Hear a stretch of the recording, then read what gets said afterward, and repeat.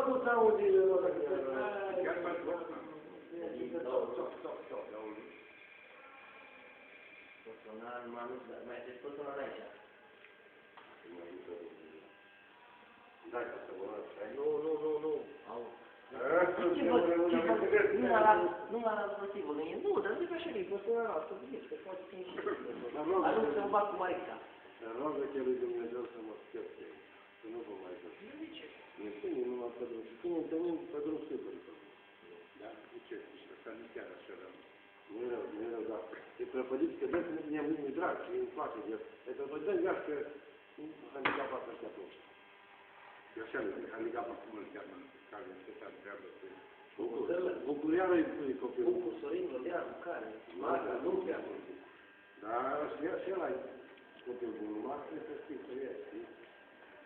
Cum să vrea. Vădeanu e de tău.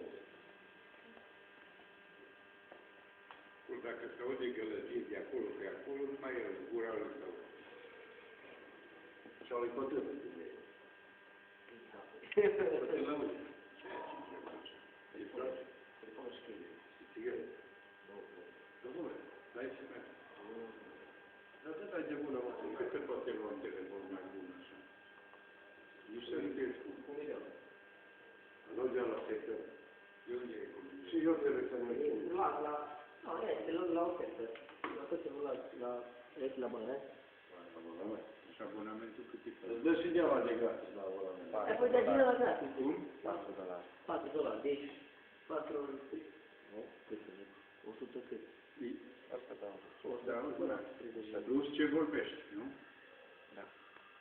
De acolo, 90 minute. 20 de 20 de minute. 20 de minute aveți incluse în abonament. în abonament. Și îți dă, cât îți dă? Și cât zici că Îți dai. Nu, aveți acoperire. Păi, dacă vă faceți abonament, depinde, vă dă în telefon.